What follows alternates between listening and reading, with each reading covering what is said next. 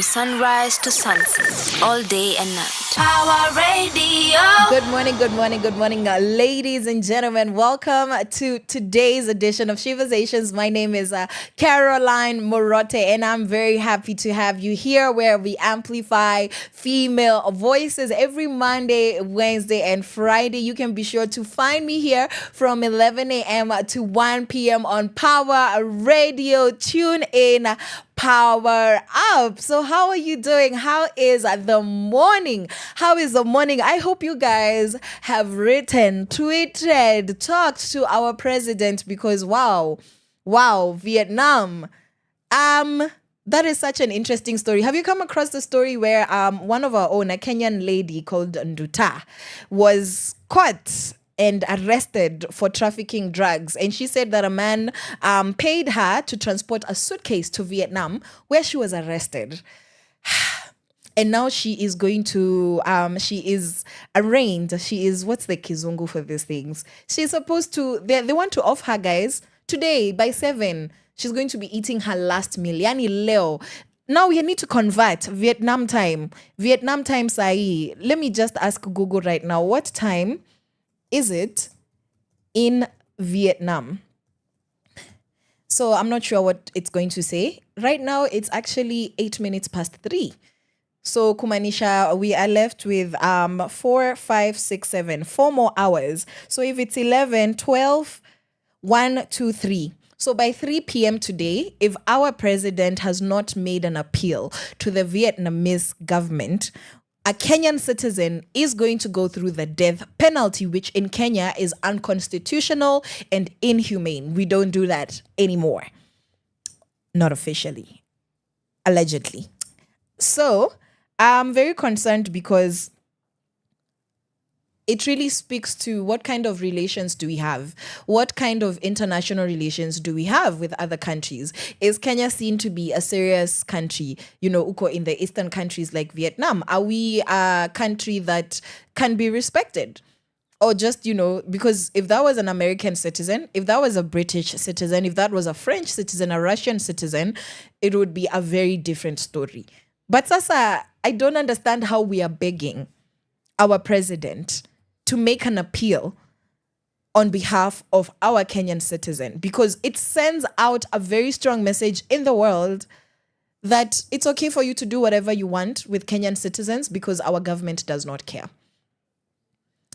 So I'm very concerned, and honestly, my heart goes out to Nduta and her family. So whether she was aware of whatever it is was happening, or if this was just a very sad case of ignorance and naivety, whatever the case, if she is a Kenyan citizen, the Kenyan government bears responsibility to take care and protect our citizens.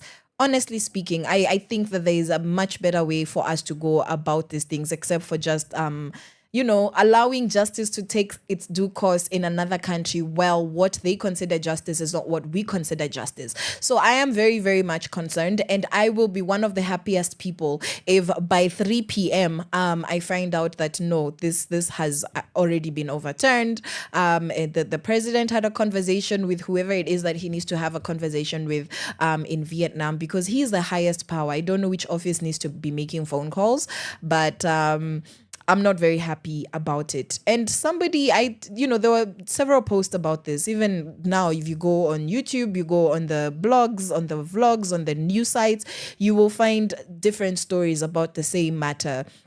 And in one of the spaces, I believe it was YouTube, I read a comment saying, let them try. They also have Vietnamese citizens in Kenya. And I thought that was so scary, because that is how you start a war.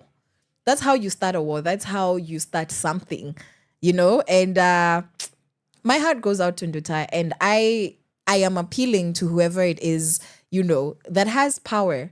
We need to have better ways of doing things. We need to show the world that this government actually cares for its citizens. So wherever you are, make sure that when you're in a position of power, you're in a position to overturn. Now, away from this matter, you're able to do something that protects somebody's life. Please take responsibility and accountability, right? And they say that a team is only as strong as its weakest links. So Kenya, our criminals are ours, our poor people are ours, our sick people are ours, and you don't disregard somebody just because they are not presenting the way that you would like. As long as they bear Kenyan blood and they carry Kenyan identity, it is the government's responsibility to take care of them. And same goes to anybody who is in a position of leadership, somebody who is the person that a lot of people report to when your employee is sick, when they're going through a bunch of issues that are not personal, that actually have to do with, their health.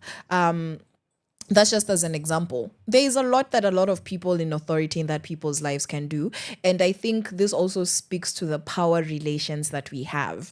The power relations that we have in our country are very, very interesting. The power dynamics are very, very interesting. And when push comes to shove, let's see what our government is going to do in this particular case, because this case has become internationally famous, if I would say right now. It's being reported in a lot of places because what's the government doing?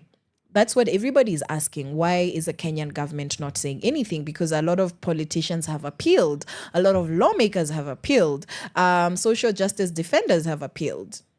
But let's leave that there. The time is 12 minutes past 11. I'm very, very happy to be diving into today's conversation a bit later on. And we were welcomed into the show by Like You. That was by Oshiko and Kinoti. And then we had 100 by Mohanji. And right about now, we're about to jump into No Place Like Home by Kahuna, Made Up of Love by Motoria and Zenia Manasseh. Stay tuned.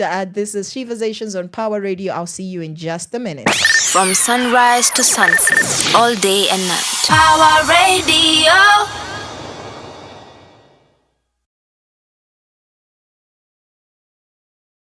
Power Radio.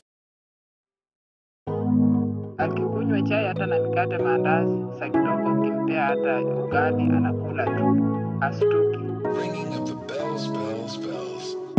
I know of a place nikienda, they'll have to take me in. Nikikuja si lazima nitasema, cause I know where they hide the key. Drunk or naked, I haven't been around in ages. But when I return, like a prodigal son, oh I always find love. Nyumbani, ni pale, nakula nusu mkate. Sijali, who is judging, who is watching. Nyumbani, ni pale, nakula nusu mkate. Sijali, who is judging, who is watching. And I've been to the east, been to the west, and there's no place like home. There's no place like home. There's no place like home. Been to the east, been to the west, and there's no place like home. There's no place like home. There's no place like home. Nikitoka shuleni nilikuwa nakuja napata maziwa. Kisha na keti miguu kwenye meza na washa runinga. I'd give anything just to feel it again. Even just for a day, I'd give it all away for the good old days. Nyumbani, ni pale, nakula nusu mkate. Sijali, who is judging, who is watching. Nyumbani, ni pale, nakula nusu mkate. Sijali, who is judging, who is watching. And I've been to the east, been to the west, and there's no place like home. There's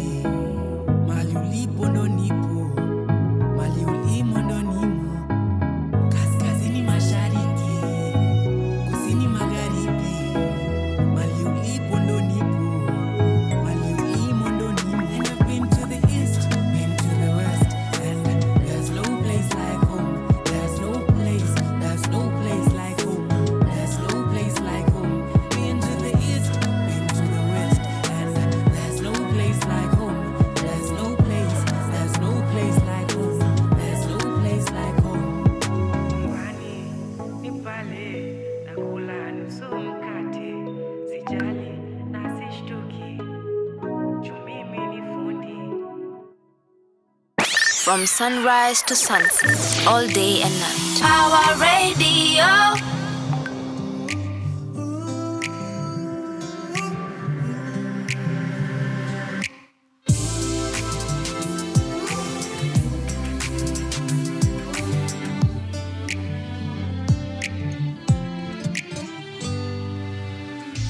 I lost faith in finding me.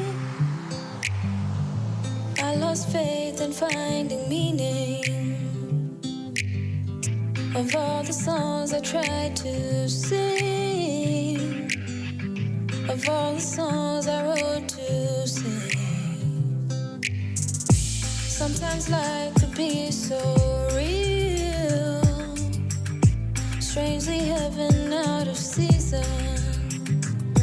I don't believe in truth, but I do believe in you.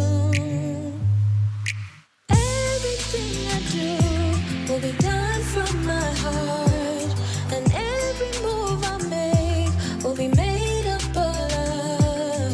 Everything I do will be done from my heart, and every move I make will be made up of love,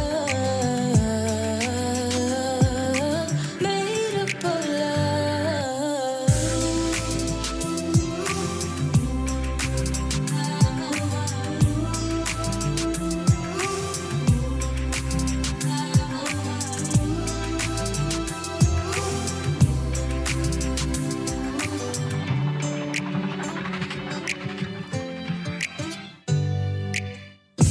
I lost faith in finding me. I lost faith in finding meaning of all the songs I tried to sing, of all the songs I wrote to sing. Sometimes life could be so real, strangely heaven out of season. I don't believe in truth, but I do believe in you. Everything I do will be done from my heart, and every move I make will be made up of love. Everything I do will be done from my heart, and every move I make will be made up of love, made up of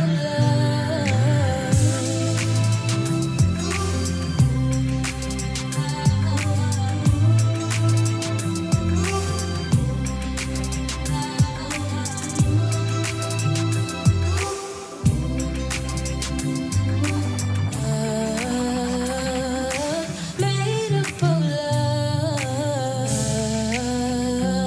love, made up of love.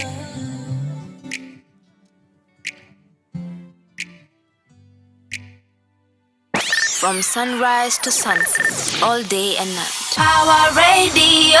Welcome back to Sheversations. The time is 20 minutes past 11. 20 minutes past 11. That means that we are 40 minutes till half past the day. And I've just gotten gotten some good news that actually the Kenyan government has already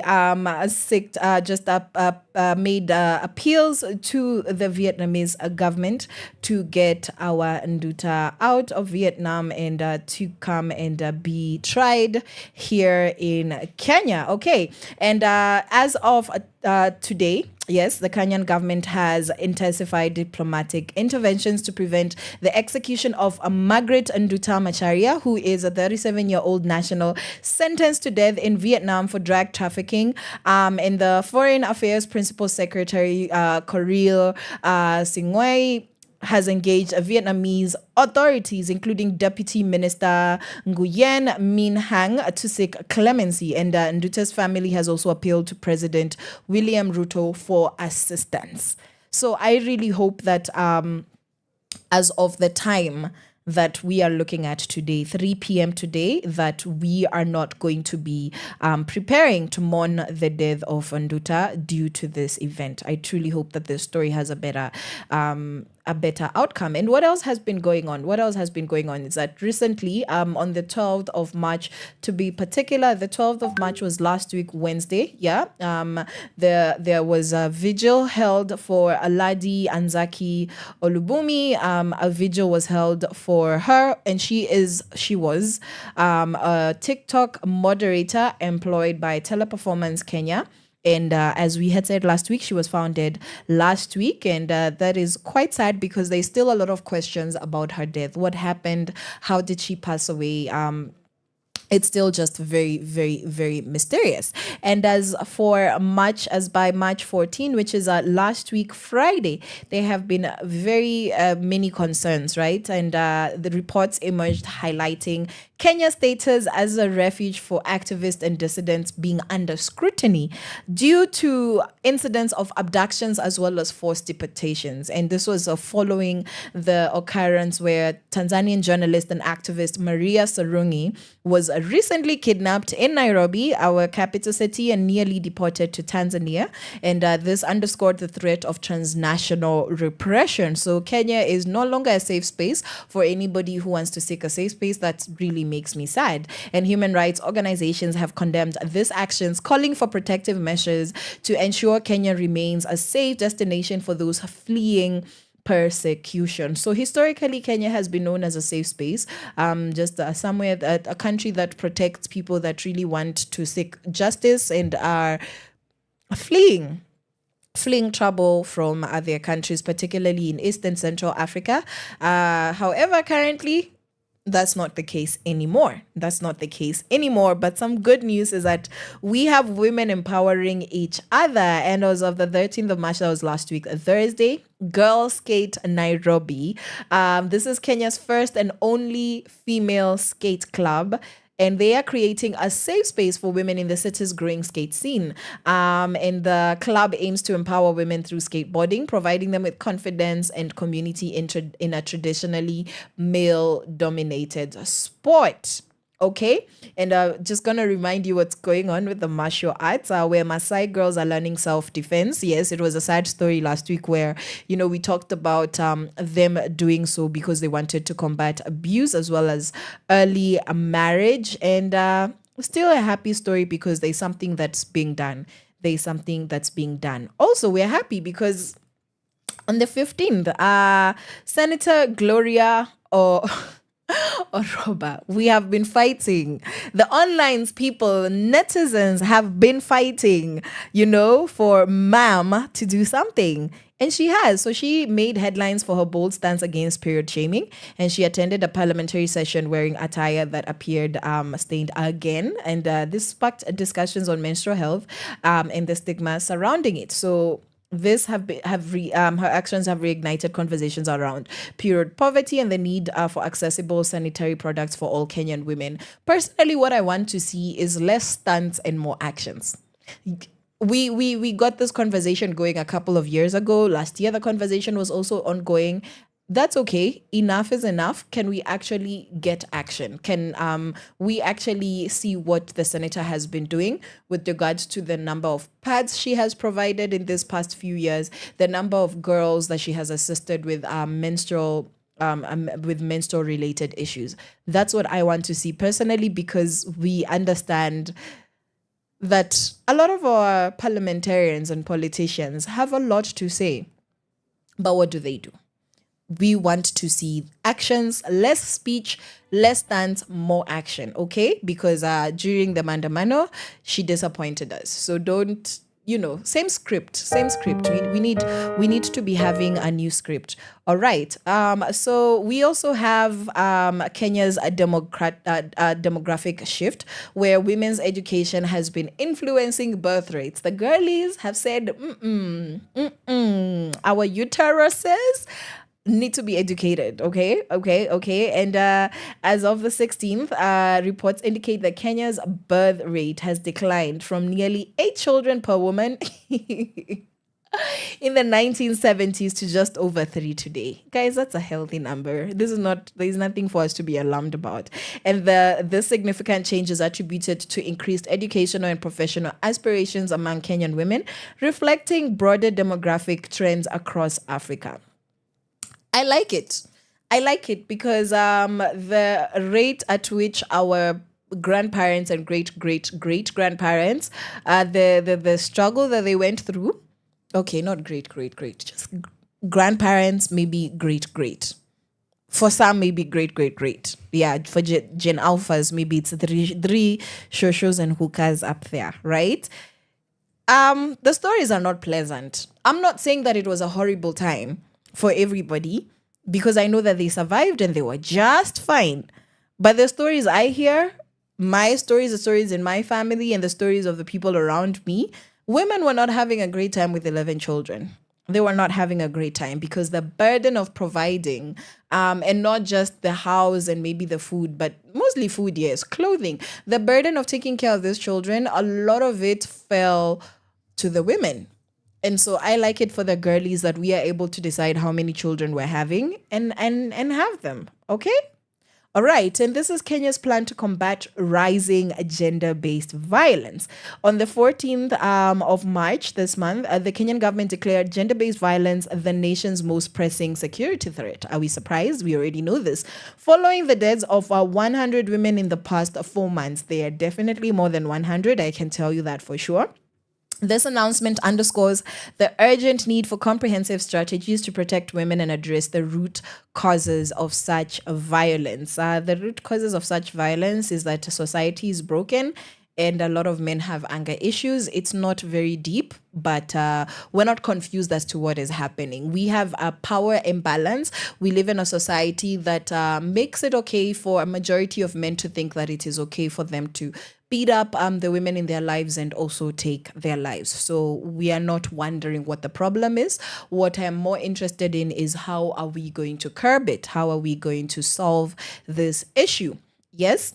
And surge in violence spurs Kenyan women to learn self-defense. Again, this is following the story of the Maasai girls. On the 12th of March, there's been a surge in violence against women in Kenya that has led many to seek self-defense training. And reports indicate that at least 97 women were victims of femicide between August and October of the previous year, that's 2024, prompting initiatives to empower women with skills to protect themselves. Let me tell you, the amount of Jackie Chans, and not the Jackie, Jackie Sasa, Jackie was like a woman, that you're going to see in the next coming years is going to be scary.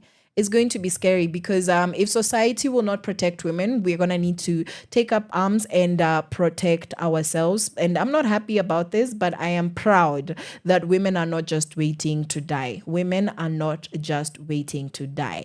Already. So right before we had this segment, we had No Place Like Home by Kahuna and Made Up of Love by Motori and Zenia Manasseh.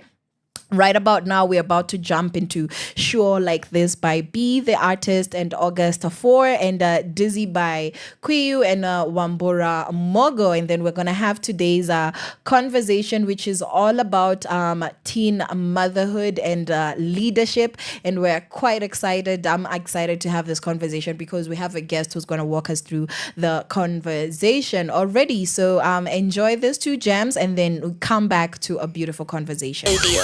Tune in and power up. Okay. Sure like this, never been sure like this about anything, yeah. Oh, and you go into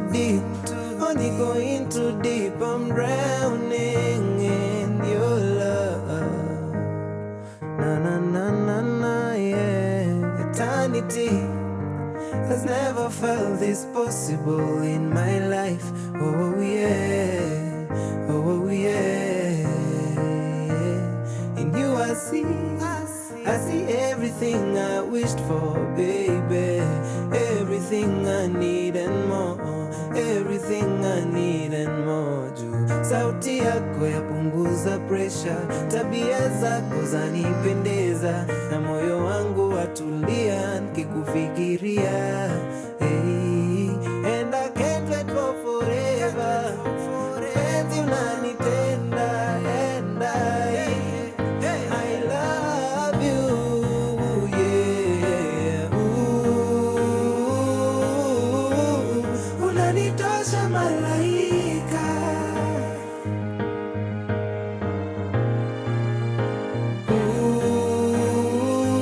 Ooh, unanitosha malaika. Hey, your smile, darling.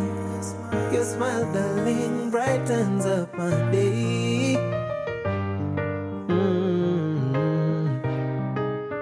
An extra mile, baby. I'll go an extra mile just to keep that smile alive. Yeah. Oh, you're a dream come true. Oh, you're a dream come true. I'd do anything for you. Oh, oh, oh. I hope you say you do.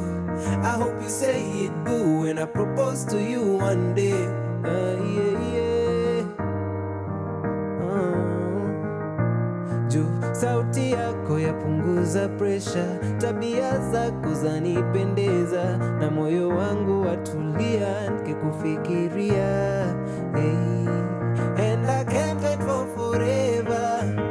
Penzi unanitenda and I love you, yeah. Ooh, unanitosha malaika.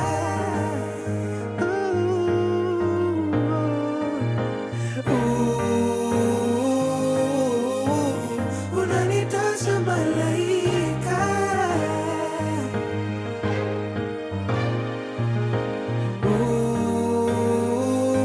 Ooh, unanitosha malaika.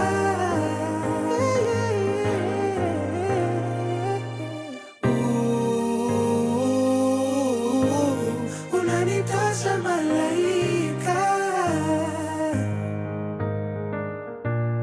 Sure like this, never been sure like this about anything, anything.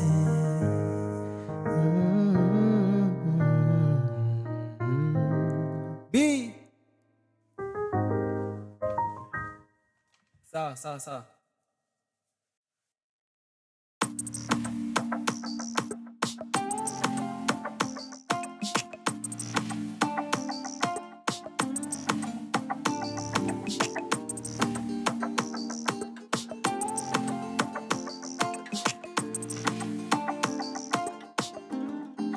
This will be the last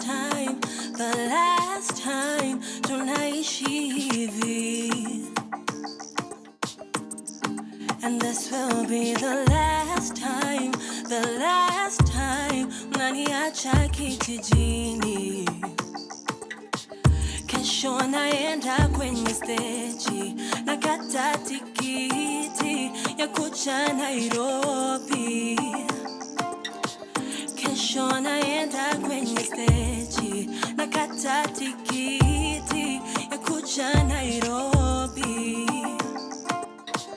Mimi ni yule uliyependa yule toka siku za kale. Mimi ni yule uliyependa yule toka siku za kale. Tulipatana pale kanisani pale, nikaanza kuhadithi. Tulipatana pale kanisani pale, nikaanza kuhadithi.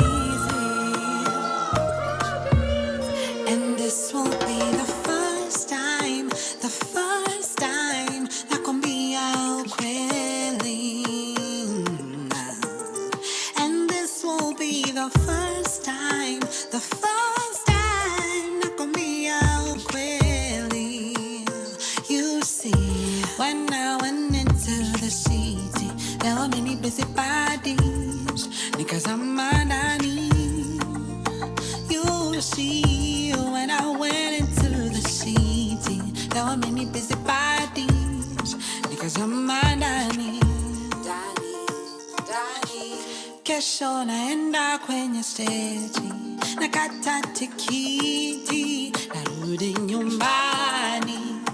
Oh, naenda kwenye stage, nakata tikiti, nakuja nyumbani. Mimi ni yule uliyependa yule toka siku za kale. Mimi ni yule uliyependa yule toka siku za kale. Tulipatana pale kanisani pale, nikaanza kuwadizi. Tulipatana pale kanisani pale, nikaanza kuwadizi. You got me round and round and round, falling for you, falling for you. You got me round and round and round, falling for you. Yeah, yeah, yeah, yeah, yeah. Said I'm falling for you, falling for you, my baby, you. I said I'm falling, yeah.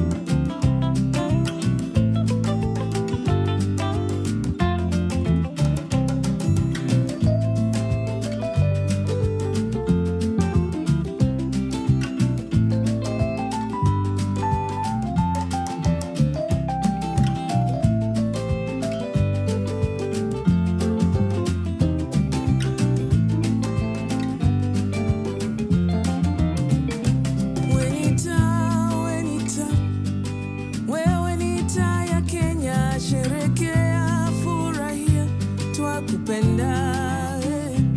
Wewe ni taa, wewe ni taa ya Kenya, sherekea, furahia, twakupenda.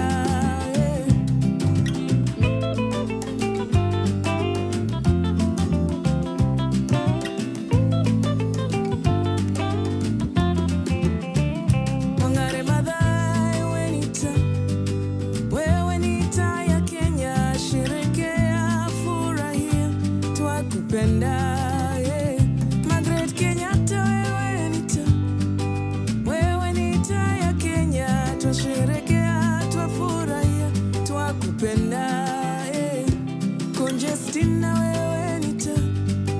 wewe ni taa ya Kenya, twasherekea, twafurahia, twakupenda.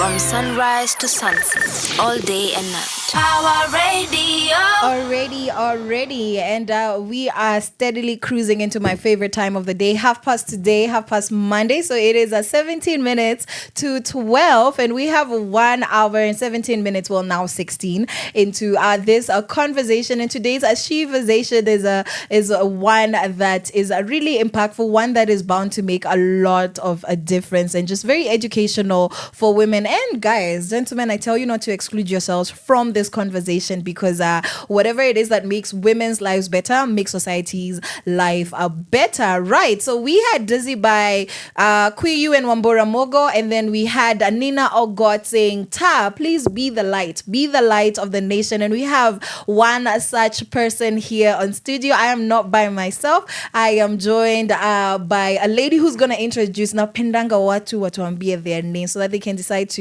tell us their DJ name. She looks serious, but labda kuna jina ingine itatushtua venye wanamuitanga huku mtaa. I'm not very sure, but welcome to Sheversations. Thank you so much. Yes. My name, I don't have like a more less serious name, but At all. Susie, Susie, Susanna. You know that song of Susanna? Yes. Those are the names we're looking for. They matter. Yes. But Susan is my name. Okay. I like it when people call me Susie. If you're so dear to me, you can call me Sue. Sue. Yes. Sue, Susie. We'll see if I can climb up the ranks. Yes, we'll just get to say with time. I love that. Well, thank you so much to Sheversations. And so in life, what do you do? Mimi nikiulizwa, I'm like, I do a lot. Do I talk for a living? Sikuangi na serious answer. I'm not a very serious person, despite appearances. Yeah, I don't like. But labda watu wanakujanga na CV zenye zinanishtuanga. They have professional titles. They have sijui hata they can't even. Hakuna moja, ni mingi. So please, tuambie your CV hapo. Who do people out here know you as, other than Susanna and Sue and Susie?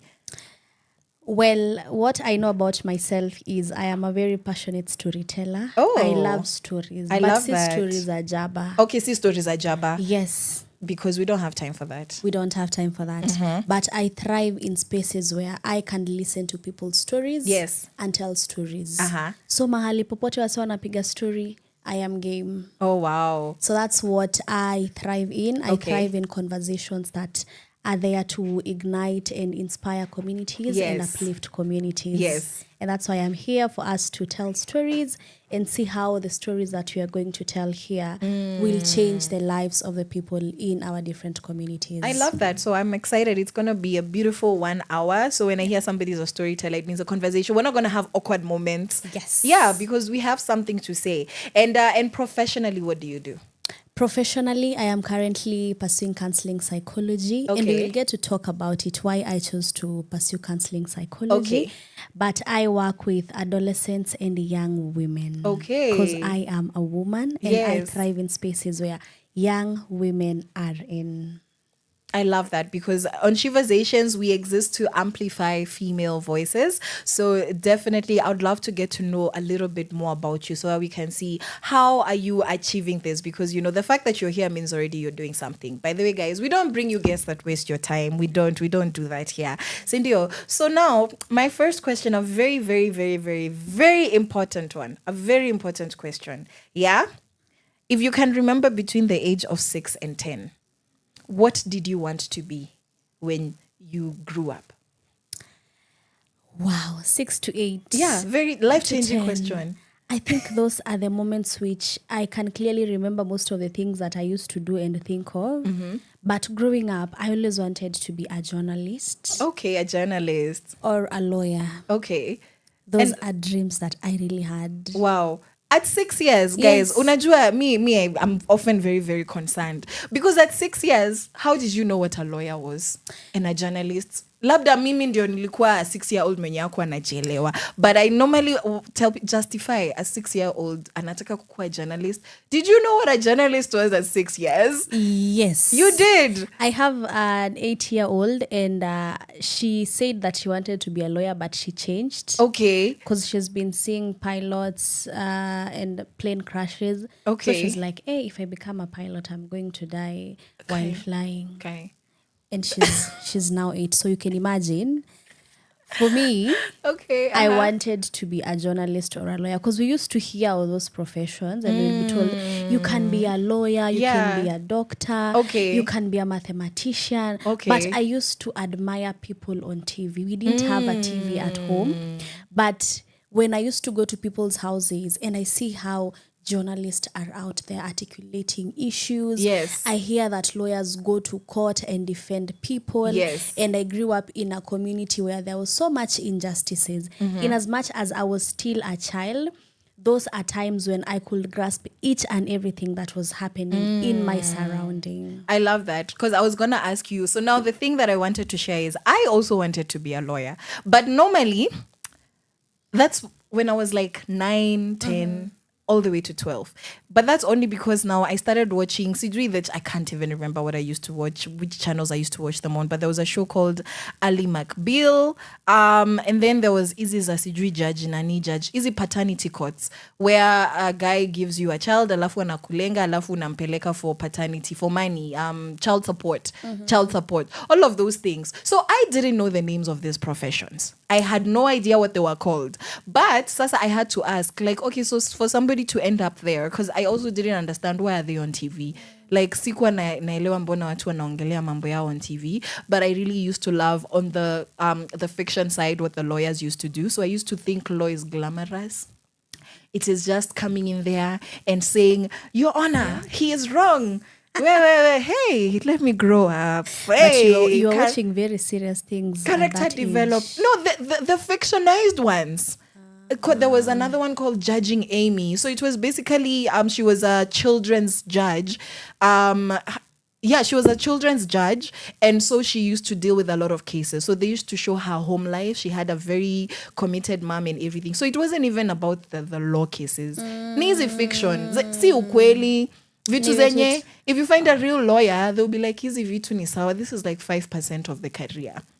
Yeah. Interesting. Yeah, so I normally like to ask people like how you got there, but you've already explained, when you watch this journalist on TV and the way that they inspired you. But that's, I think, as a journalist, journalists are storytellers. Depends But on what story. also in school, I used to be very active. Okay. When you're having visitors in school and you have to entertain them, do an introduction, I used to be that person. Ladies and gentlemen, you are welcome. We have a presentation.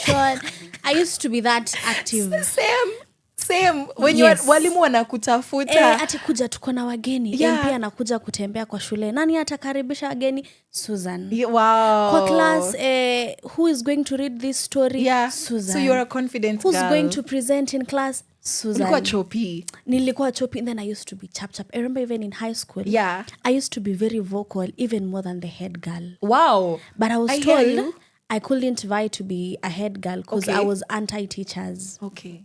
Can you just high five me? You and me have a lot in common. That is the same reason. It's the same reason. Nilitolewa kwa list ya head girls when I was in high school because they're like, we unakuanga, like you're just unakuanga, you perform well, you're well behaved, like you're anti. Watu wa strike. Yeah, you're anti. Like you're here supporting things that teachers I could not be used. Sikuwa natumika vibaya. Yeah. Me will see there's a problem and I tell the class no. We are having a meeting during preps. Yeah. We are not happy with what happened. So you are a revolutionist. So during preps time, we are there deliberating on how we are going to address these issues. And Susan is the one adding fire. Who is leading that movement? Anyway. I love it. And so now let's get past your childhood dreams. And so now we've seen who you are as a teenager. And then part of the reason why we're having this conversation is because eventually along the way you became a teen mom. So how did we get from this girl who, just wants to tell stories, is a troublemaker, she's outgoing, she's confident, trouble in a good way, and then until that moment when your life changed. So how do we build up to that moment? So also part of what really made me want to be a lawyer then is growing up, I grew up in surroundings and a community where violence was a norm. I hear you. Both in the family and in the community. Yeah. So I was born in Ngando, Dagoretti. Okay. With both my mom and dad. Yeah. But my dad was a violent one. Jackie Chan. Yes, each night. Wow. Like my mom and I will only question a night which my dad has not fought. Wow. Like, Like, hey, kumeenda aje? yani leo hajapigana, kuna shida. That's, yes, unfortunately I can relate. But it's not a happy story, but we find good ways to tell these stories. Yes. So you had Jackie Chan featuring the Costas who are just wondering when is he gonna, and outside there watu wanadungana ama kila mtu ni same. Everybody in their houses is the same scenario. Yes. Okay. And like for my mom, we will just prepare. I will be in very warm clothes. Okay. Same to her. Okay. Because you know that once my dad just gets in the house, ni vita. So you need padding. Na tutoke nje. No, because we will sleep outside each and every night. Wow, the plot thickens. So since we knew the script, we had to be prepared with my mom. Nambia just goes for some fresh air the whole night. Yes. Yeah. Atapigana alafu awambie tukeni mwende mlale. Sitaki kuwaona. Then asubuhi mimi na mamangu tunarudi kwa nyumba and make sure that the man is well prepared and he goes to work. Oh my goodness. Na mimi nioge niende shule. Makiu, tumelala wapi? Nje kwa vibanda. Isn't it funny how a lot of young Kenyans, millennials, a few Gen Zs that have this story? Yeah. It's very funny. Yeah. Okay. And, so and you know, right now is when I'm realizing most of us are carrying childhood traumas and someone can really remember what happened to them even at 2 years old. Yeah. Very, very vivid photos. You go back. Yes. Yeah. Okay. So now you've gone through all of this trauma, which is normal. So kwako as a child, of course it hurts. Of course it's not nice, but it's normal. Yeah. Did you realize something was wrong? I did, and it used to bother me why my mom is entertaining this. Okay. Actually, right now is when I comfortably speak about it, because by then I used to even ask my mom, why are you still here? But my mom is like, even if I move and we leave, where are we going to? Yeah. So one of my best moments in life, and I always feel so sad saying that this is one of my best moments growing up, is when I realized that my dad and mom have separated and dad, we're not going to stay with dad again. It was one of the best moments. Wow. Because I knew that meant peace in the family. Yeah, most kids want if you grew up, with separate parents, most kids want that, 2-parent family. You had it, but that was the reason why things were not okay, because one of your parents was just the way venye tu alikuwa. And so you were happy because the one who's supposed to be covering a protection was the one he was the danger. The danger was not outside. Yes. It was inside. You were safer outside in the cold than in your own house. Yes. Wow. Okay, we are painting this picture. All right. So now, did you have friends? Were there family members? What was there any support system before they broke up while all this was happening? Who are the people who you were not scared to be around or you were happy to be around? Were they there at all? Was there anyone? So I used to stay either during the week I am at my mom's place, and during the weekend I am at my grandmother's place. Okay. So I will also still find support at my grandmother's place or either of my aunts or uncles' places. But you see, by then I am still a child. I cannot talk about these issues. Yeah, so you're not getting relief. You're just not getting the one-on-one drama. Yes. Wow. Yeah. Wow, and I think that's very interesting. The fact that we, in our societies, you'd be loving a child, taking care of a child, feeding them, keeping them safe, but you're not really a safe space if you don't really allow them the space to come and say, somebody did this and that to me. And I think one thing I love about our generation is how we talk. They say we talk too much, but si uongea. Mimi, by the way, nikisiju ukinigwara town by mistake, I will say it. Yeah, nitafika hapa niambie Flozz, who's our producer, aki nimegwarwa. Hizo ndio stories. After good morning namwambianga kenye wamenifanyia. Like in the past hour, like mimi sitaenda home bila kuambia mtu what has happened. And I think that's something that I celebrate the coming generation, is that even if we're still figuring out a way to solve our problems, creating safe spaces to talk about things that are happening is something that this generation has been very good at. Yes. Okay, so now your parents have broken up. Now what happened? So my parents have broken, and now my mom and I have to now start, and now my younger sister now start life afresh. Okay, so mlitoka in the ghetto. Sasa tulitoka. So tuseme mzee aliachwa. Yes. No, mzee alienda kwanza, yeye alienda. Yes. So aliwatoka. Okay, akawasaidia lakini. It's always interesting. Mi niliambiwa mzaya ameenda job. Mpaka leo najua mzaya ako job. Kai aliendea maziwa. You know those American joke of my father went for the milk? That's crazy. But literally he went, alienda kazi. Because alienda tu na nguo zenye alikuwa amevaa na jacket. He's still working. Tuseme he's a very hardworking man. Very hardworking. It's been working for all these years.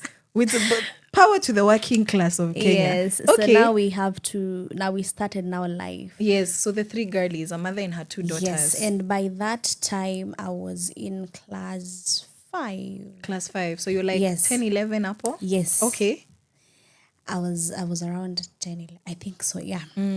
So now we've moved to Mathare Slum in Ngong. Okay. So that's where now life starts. Yeah. But for me, it was peaceful knowing that it's now just my mom and I and my sister and hakuna vita. For me, that's what now really matters. But again, the other part that we don't talk about is the fatherly figure that you really want in you. We tend to assume it and we think that, oh, I am a strong woman, blah, blah, blah. But it's very important for each and every child. Yeah. And so now, growing up in the ghetto is now something else. You are here. My mom ni mama mboga ako na kibanda yake. Okay. I am still in school. I am as vocal as I used to. Trying to maneuver through now teenagehood. Your mama niko na pimple. There's no time for that. You know, Mimi, when I started my periods. Yeah. Nilianza periods time, Ebola, when Ebola was... Okay, a crisis. Yes. Mko tu mtaa. Yeah, mko tu. So I will go to school and hear people talking about Ebola. And they talk about the scary thing of people are bleeding everywhere. Yeah. You know, all that. I go and sleep one night and wake up in the morning. Ebola. My bed sheets are red. What do I think? I'm dying. Ebola. I'm having Ebola. Oh my goodness. So the next thing I'm waiting is for me to bleed in the eyes. Yeah, nose, you're like, I'm dying. And die, literally. So what did you tell your mother? Did you tell her anything? I didn't tell her anything. And she got to know it because I was in class 8. Okay.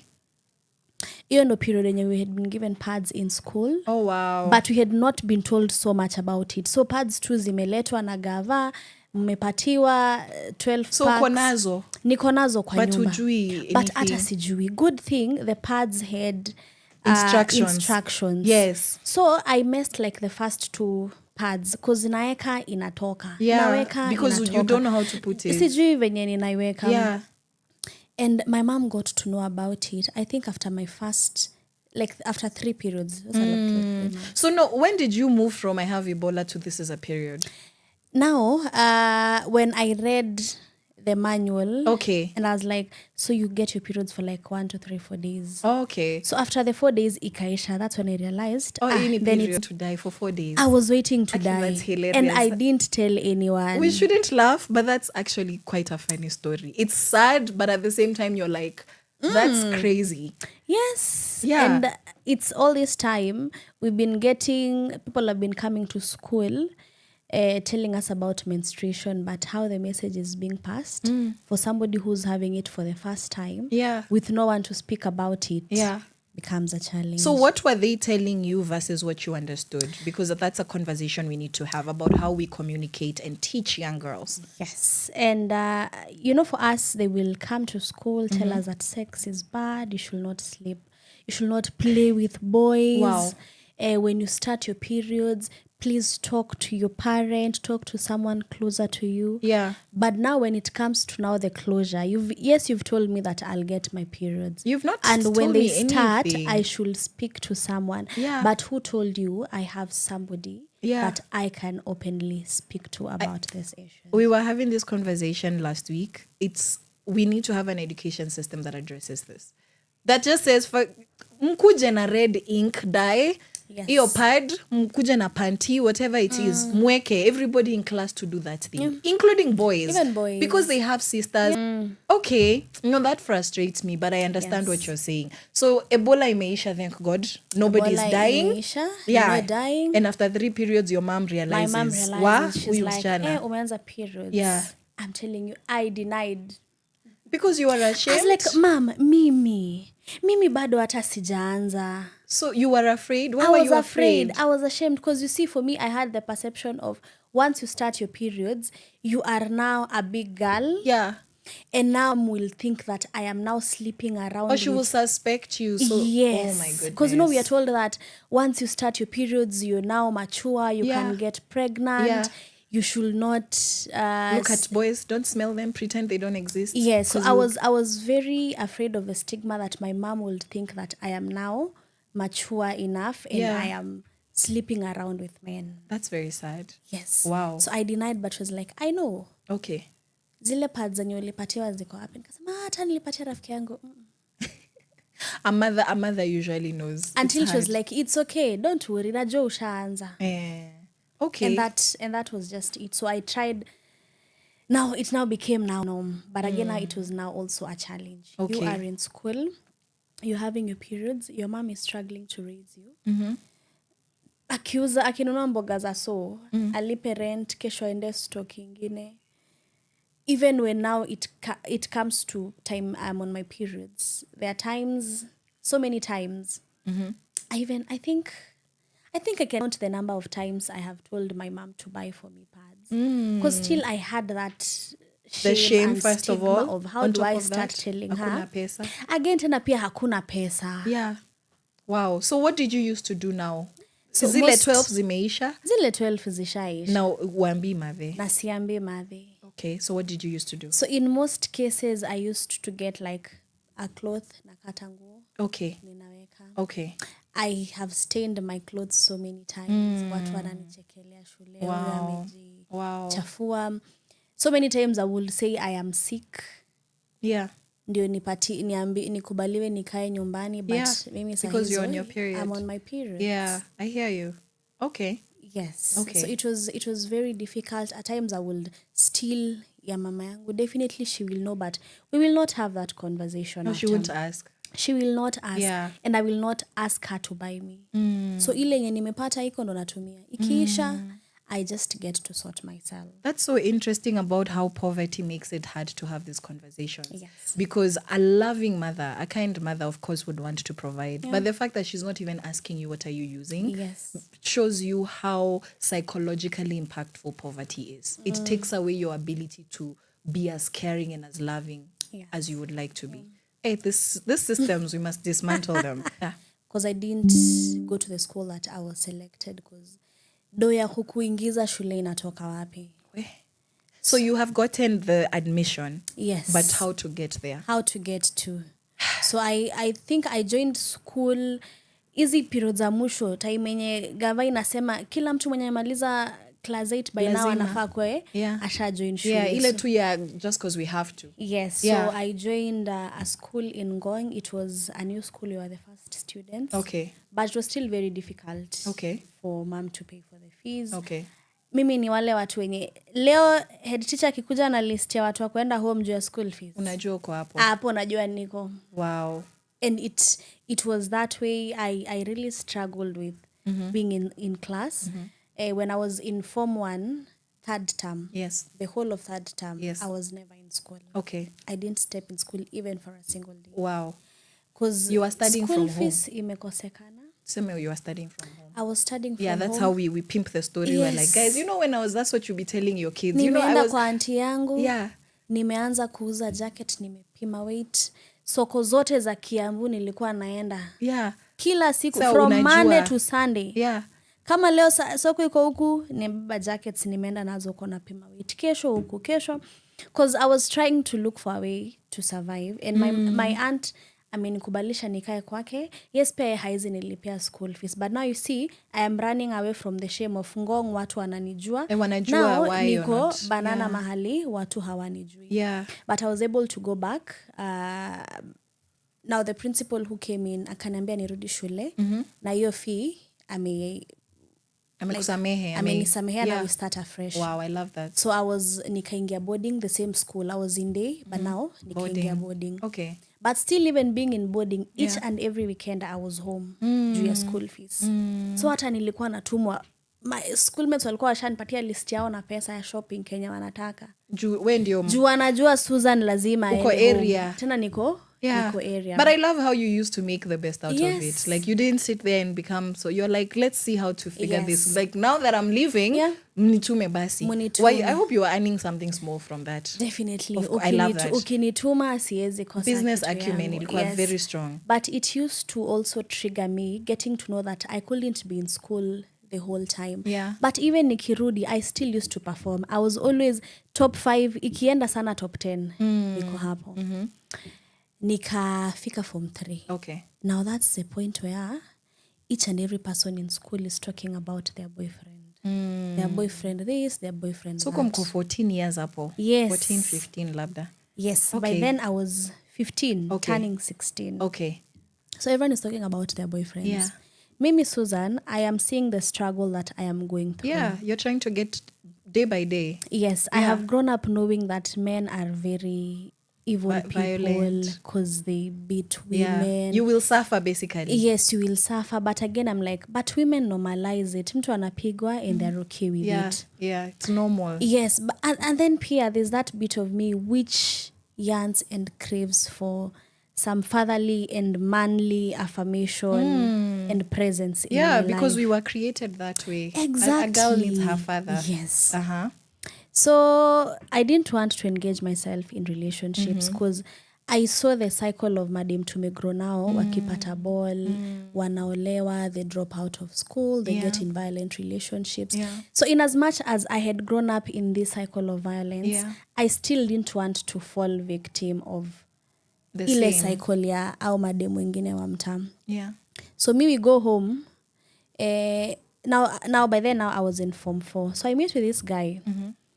And he tells me the way I am beautiful, nini, he all loves me. That all those lovey-dovey. The things nobody ever told you. Yes, and then you see when we are in school, everyone is talking about their boyfriends, their girlfriends. Then our school setup was divided in 2 ways. We had girls who were from the Maasai community. Okay. Na sasa hawa mademu wengine wa mtaa wa tao. Okay. And everyone will talk about their boyfriends. And mimi hapo sina story ya kupeana. But again Pia, I am looking at, I have encountered with men along the way who have tried to, because kama kuna time, sina do. And I meet with a man and they're like, they're willing to give me that money. It is not once. Yes, nimechukua cause, manze mimi nahitaji ile 50 bob ya pads.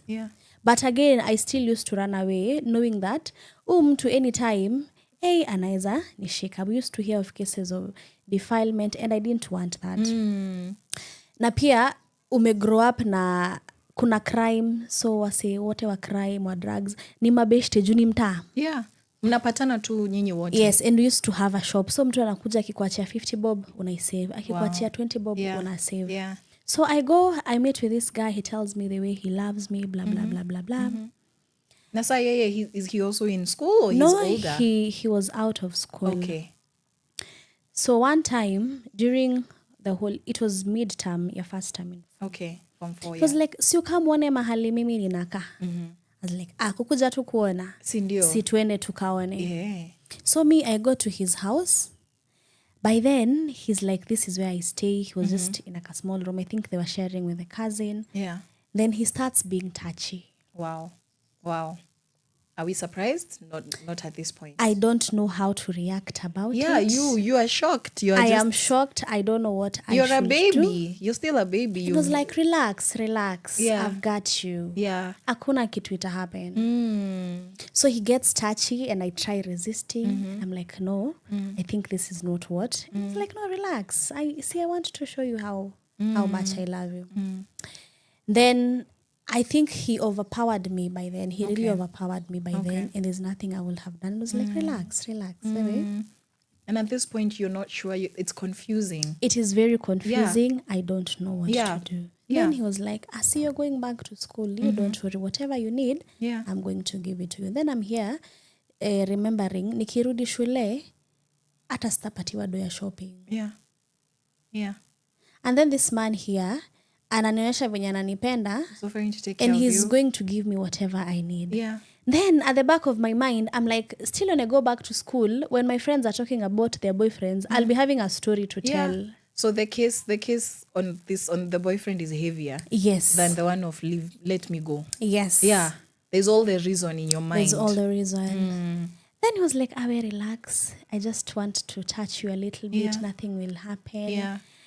Hata sitaingiza ndani, hata sitamwaga. I tell girls that because that's literally what guys really say. happened. Yes. Yeah. And it didn't even last for even 5 minutes. And I was like, no, it's okay. You're now good. You can go home. Wow. Okay. And I went back to my grandmother's So how place. are you feeling? You're confused? By then I am confused. I even don't know who to tell what has happened. Yes. And even when I tell them, they'd be like, why did you go to his house? Yeah. Why did you allow him to touch you? Yeah. Why didn't you shout? Why didn't you tell him not to do that? So I was like, let me just go. Nikai keep and didn't tell anyone. So I go back to school. 1 month, no periods. 2nd month, no periods. So are you concerned or are you just happy because now you don't have to look I am for just pads? okay. Yeah, because I'm this is like thank God. even this guy told me nothing has happened. Yeah. And you trusted him. And in school we were told for you to get pregnant, a man has to penetrate you, you will feel pain, and if it's the first time you're going to bleed, you will bleed and you will feel pain and you will have broken your virginity, and by then now you can get pregnant. And by this time, mimi niliambiwa tukanaguzishwa tu kidogo hata hamwagi ndani. So me I'm like, I am still okay. I'm still even a virgin. Yeah. I have not bled. Yeah. I have not felt pain. I've not done anything. Okay. So 3 months down the line, no periods. Now it hit me. There's something wrong. There's something wrong. Yeah. Is your body changing or nile tu inakushtua there is no periods? My body is changing. Okay. I am feeling uneasy. I cannot focus in class. Now at that time now I'm in Form 4. I'm preparing for my KCSE. Yeah. I'm still worried if I get pregnant. My mom has watched over me through this all this time. The least I can do is finish school. Yes. Ile tu Saa hizo shule, I am very active. Everyone knows that Suzy ni wale watu watamaliza shule waende university. And so it was very hard for me. Okay. I didn't know how to handle it. Okay. Then I realized that indeed I was pregnant. Yeah. So when we went home, when I was testing, I remember even going to buy the testing kit. Okay. Nilizunguka kwa chemist Ngong. Nilizunguka chemist zote Ngong. Nikapanda gari, nikaenda vet, nikaenda bull. Because I'm like, as yuko ama utaki watu wajue? No, I'm like, nikiingia, ule mtu wa chemist anakaa atani judge. Hapo siendi. Okay. Nikienda pale, that is a man atani judge. Wow. So I had to go to one of the chemists of a lady that I know, but nika change the story. I'm like, I have a friend of mine who thinks that she's pregnant. Unaweza niuzia kit nimpeleke ndio atoe all this. Yeah, ajipime ajue. So I buy it, nika test, it was positive. I didn't know how to handle it. Yeah. Again, it's the same story of who do I tell? Where do I start? Tell? So I went to my aunt's place again in Banana. Na pia I was telling her, I'm going to tell you, tukifunga job, unikumbushe kuna kitu nataka kukwambia. Tukifunga job, nakanyagia hiyo story. Almost 2 weeks. Because of that fear. Then one day I just told her, and I was like, you tell mom, whatever response she will give, I will accept it. I will accept it. Yeah. Akinifukuza ni sawa. Sinisha register KCSE. I'll go back, do my exams. Yeah. So she called my mom. Yes, my mom was frustrated, but again, she was like, it has happened. Mwambie ata akuje home, aende clinic, juu anafaa kurudi show. Wow. I love that. That was quite, at least haku, it wasn't that eruptive. Yes. Like, sasa. Yes. Okay. So I started going for clinics, and my mom was very gracious and kind enough to even take me to a private hospital for clinics. Because she was like, if I go to the public hospital, I will meet with everyone. The stigma also that comes with a young person. By that time I am 16. Yeah. Niko form 4, niko shule naenda maternity na mama rika yake. Yeah. So she took me to a private clinic. By then she was like, hapa utaweza kukuja clinic vizuri na unarudi shule. So now everyone in school get to know that I am pregnant. Now that is 3rd term. So all this time I kept it and no one knew about it. So now going back again in school, the whole stigma, everyone is talking about you're pregnant. So this time are you showing? Yes, it's now showing. But by then I was still very tiny. Okay. Very, very tiny. Okay. So nikamtu kadogo na mimba hivi inatokea. Yeah. No one has prepared me even for anything motherhood because my mom just knew about it. Then I'm going back to school. Yeah. Then now I am in school. I'm not talking about it. You're here. You're trying to revise for KCSE that is coming up. You know, there's a way you just pass around people and you know that watu ni mimi wanaongelelea. Yeah. Unaingia tu hivi staff room walimu wote wanakuangalia. So it was very difficult trying to maneuver pregnancy and trying to focus with class. And I can imagine how most women, when they imagine their pregnancies, and based on what you see in the movies, you hear from, you already know, cravings, the partner will be there supporting you, nataka this, you wanna, those, now we know about baby bumps, gender reveals. Like anyway, now you have to maneuver being shamed, being stigmatized because of your upbringing that got you into this situation, and the lack of safe spaces to be able to say, this is what happened, what should I do?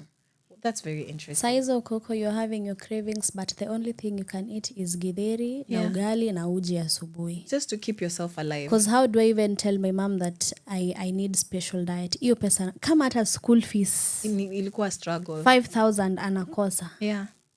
Hii ingine anatoa wapi? The father of the child umemwambia and he's like, you just keep the pregnancy.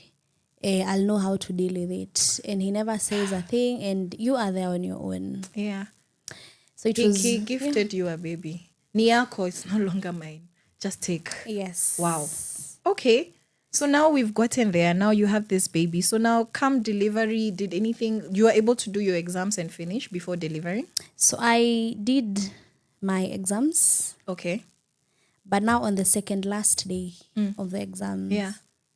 My waters broke nikiwa shule. Oh my goodness. So ulikuwa umebakisha exam moja the next day? Yes. Okay, na hiyo siku ulikuwa theory umefanya? paper, nilikuwa nimefanya hiyo siku. So it's on a Wednesday. So I'm having the last paper, theory, on Thursday. On Thursday. Then have a chemistry practical on Friday. Okay. Then physics practical the other week and I am done. Okay.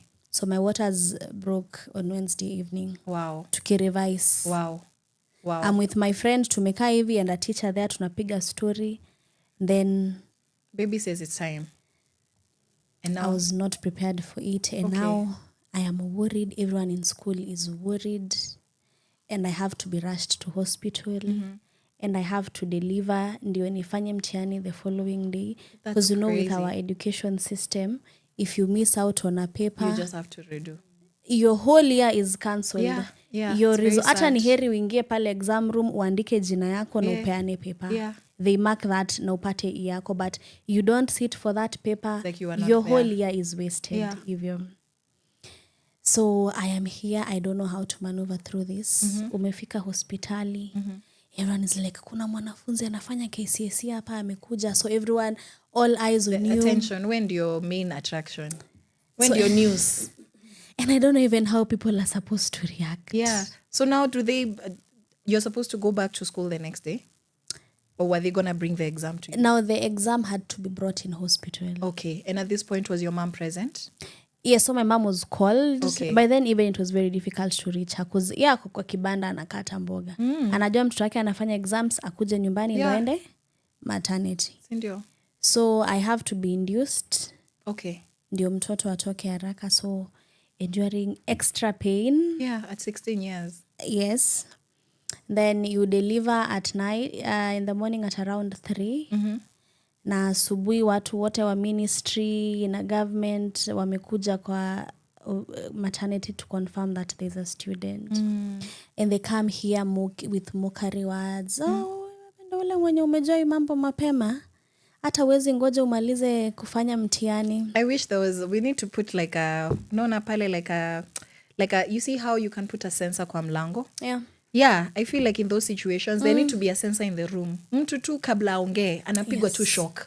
Anapigwa shock na shida ya Kenya alikuwa aseme, ikue hapo kwa akili. Mimi hata nakumbuka moja alisema, hata ni venye huyu mtoto wako ni msichana, angekuwa kijana tungemuita Matiangi. And these are grown-ups. These are adults. You know that's bullying. I know. Like that is so shameful because Yes. it's like, is it not hard enough that you've already gone through this? Because anybody who wants to help you would sit you down, ask you questions, understand you, and then say what they want to say. Yes. Sana waseme, hizi vitu si enjoy sana because iko na consequences. But hata hawajui, you don't even, that situation did not even sound very consensual. It didn't. It did not sound like you were there. So it was also something else. Wow. And now you have now to sit. I just hear that people deliver and wanalala. Now I can't sleep because kuna exams inaningojea. You're focused. You're like, you have some, otherwise you'll waste, everything will be double troubled. 8 a.m. mtihani imekuja. Yeah. So I have to be put in a room. Uko hapa na polisi na supervisor. Yeah. And your body is still recovering. Yes. Like you're just fresh from delivery. Yeah. You've not even done anything. The only thing you've done is you've bathed, you're in pain, you're still bleeding. And you have to sit there for 2 hours. Mpaka 2 hours ziishe. Yeah. Okay. Hata ukimaliza, because I was like, let me just get there. Nijaze hizi vitu like 30 minutes, give out my paper and rest. Yeah. Nilimaliza and they were like, no. You still have to. We give you the time. You will live here when it's time. When everyone else like you see the whole system of neck. Yeah. Ikifika hii time ndo kila mtu anatoka exam room. So you cannot leave. Yeah. Yeah. Usiende shule kuambia answers. Yes. No, wow. But no, I am in their head. Yes. I was like, wow, she's gonna fly. You could have slept and they watched you. And by that time I'm like, aki hata mwezi nihurumia, I am already in pain. Wow. Hata niheri mkuje mkae na mimi hata kwa kitanda muniwatch mpaka hiyo time iishe, because that's the only thing. But they're like, no, you have to sit here hadi 2 hours ziishe. Yes. Wow. But I was able to. The following day I went to school. You stand for another 2 hours na chemicals, fanya your practicals. Mix. Yes. Trying not to explode people's labs. Yes. Okay. And your baby is in the hospital. I've left the baby in the hospital with my mom. Okay. So I always feel it was very painful. I can imagine. But ningedu. Hauko na option. So now I go back home. And now the whole community now is talking about you. Yeah, as if that wasn't hard enough. The 9 months, the delivery. Udem sindo mwenye tulikuwa tunadhani anaweza kuwa different from other girls. So now there's a death sentence because you've given birth. Now your life is finished according to them. Pia amepata ball. So it was just like normal. They're like, yeah, we know. Alikuwa nadhani anaweza kuwa different, but now you see she's also the cycle. Sa pia wewe umekuwa. Sasa mimi ndo natumika kama bad example, msichana mwenye alifanya exams. Ulikuwa umejituma, sasa ukaharibika, sasa ndio sasa uko na mtoi. All my friends wanaambia wasitembe na mimi, they end up like me. Yeah. And it got to me and I realized that indeed I am a failure. And the whole cycle that I was trying to run away from, I'm now back into it. Wow. Now I start struggling venye nitalea mtoi. Baba mtoto is not responsible. I'm like, me, if I meet with any man aniambia ananioa, we are in. Jupia mimi sitaki kulea mtoi wangu. Okay.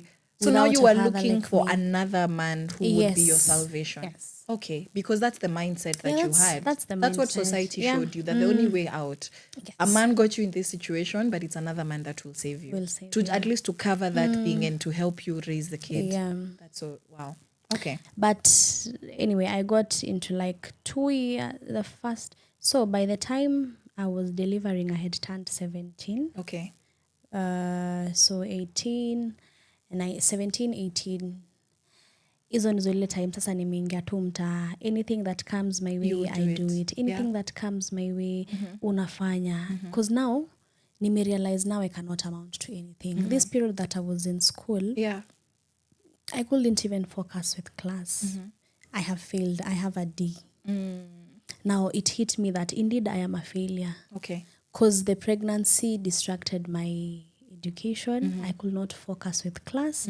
I could not even focus with anything. Yeah. And now it made me now indeed swallow it in. You internalized the wewe noise. Suzy, you cannot amount to anything. Wewe kaa tu mtaa, be like any Ukaanza other girl. kujijua like your circumstances. Yes. Okay. And now uko hapo na au mademu wengine wamepata watoi, and then wengine pia wanapata watoi, and it's normal and no one is even talking about it like it's even a big thing. So after being out for like 2 years and I tried joining a college to at least start from a certificate. Yeah, just get some skills.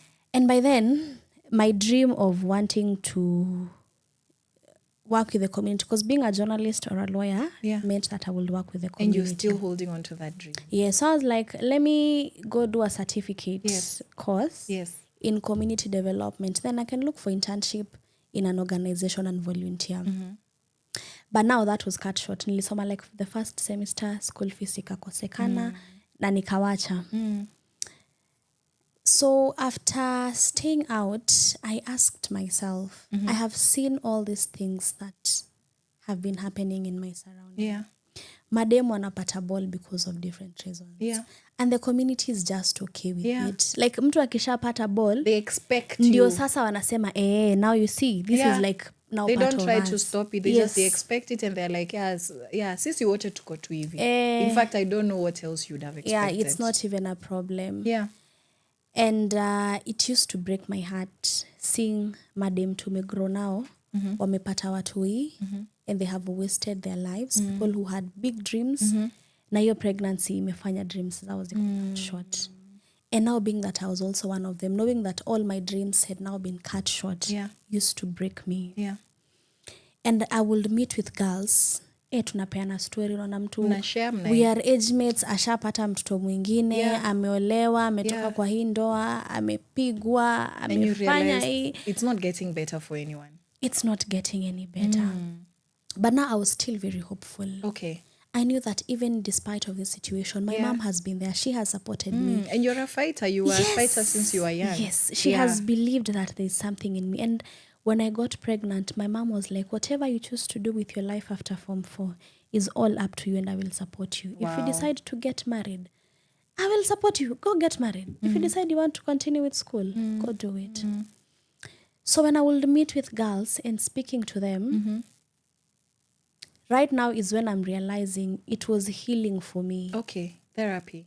It was very therapeutic. Yeah, you could see yourself in their stories. Yes. You could relate, find somebody who's like you. And at that time, I am very bitter with life. Yeah. I am bitter with myself. Yes. I am bitter with... You judge yourself, you blame yourself. Yes, I am bitter with the community. Yeah, you don't even know who. Like unaona tu, I guess we were just born to suffer. Nini like Dube alisema born to suffer. Yeah, sa ulikuwa umejiweka hapo yenyewe. Like there's no better for us. Yeah. But you are feeling like at least siko peke yangu. Okay, so now how do we get there from there to now your organization? So now, by me sharing with the girls, I realized how powerful that was. Yes. Not just to me, but even to the girls. Okay. I would listen to the dreams that we used to share with these girls growing up and our situation right now. And I was like, what is it that I can do differently? Yes, sijaweza kumaliza hata kuingia shule kupata certificate. I only have the D that I got and my baby and my passion and my dreams. But those are very powerful things. And a story and experience which nimekubali nikasema, this is what I have been through. These are the struggles I have gone through. Yeah. They might not be the same as someone else's. Yeah. But if I can tell someone that I am still hopeful with life, and they tap into the hope and say that, let's do it, then indeed this sharing stories is powerful. So I realized now, looking at the different courses wasichana kupata mimba, kuna now the issues of so many girls used to drop out. Tunakaa nao home, juu mtu ana hiyo pad. So ukimit na msee, akwambie, ndakupatia hiyo chwani, and they sleep with you, and you have no option, you do it. And you don't know that 50 bob will cost you a whole lot more money. Exactly. Yeah, you wouldn't need it. Then the misinformation that we are getting on our reproductive system and making wise decisions about... No sexual education in school. I was like, what can I do? I might not eradicate teenage pregnancy yote mtaa, but am I able to hold like 10 girls, 5 girls, ensure that they are in school, na wasipate ball. At least wao wasipitie. Yes, na mademu mwenye tushapata ball, can we share our stories? Can we heal and go back to the dreams that we had before Yumtoia come? Your life didn't end there. Yes. So that's how now I started the organization. Oh, wow. As like I will start a movement of having conversations with girls. Yes. We are going to share our stories. We are going to find purpose in our stories. And we are going to use our stories to help people understand that we had dreams before this kid came in the picture. Yeah. And now looking at how are we able to start having conversations about sexuality and helping young girls and even young boys in schools make wise decisions about their body. And even first of all, getting to understand what information do you have about your sexuality. Yeah, or you can't be pregnant having sex standing. Yes. High school before we were taught. Yeah. Yes, so that's what really pushed me. And I didn't want dreams za madem ziishie from just getting pregnant. And even the community not normalizing early pregnancies. Yeah. And you see most of, because you see, the girls get pregnant because of different reasons. Yeah. Kuna hiyo peer pressure where you want to get a boyfriend. Yeah, to just unaona. Yes. There are those who get pregnant. Most of the cases that I've worked with are cases of violence. Yeah. You've been raped, you've been defiled, and you can't speak about it. And the whole community shamed. Now shames you for getting pregnant. They'll be like, But they're not asking, udem amepata ball kwa nini? So that is what really pushed me into starting the organization. And here we are. Wow. Passing the information and helping girls tell their stories and be able to thrive. I love that. That is such a powerful story. I feel like we need to go for a music break so that you can tell us more about what you do, the name of your organization, just very briefly, because we're heading to the end of the hour. But that's such a powerful story. And thank you so much for allowing yourself to share these stories, because the same way you found therapy, catharsis in sharing your story with all the people who you found you could relate with. I'm sure that there's so many women and young girls out there who would benefit from having this story and see themselves represented, knowing that having a child as a teenager is not it's not a death sentence to your dreams. Haishi, like you don't, as a human, you don't stop being an individual because you have multiplied, So yeah, we're just gonna get one song and then we're gonna come back and end this conversation on a high note. All right, thank you. From sunrise to sunset, all day and night. Our radio. Okay.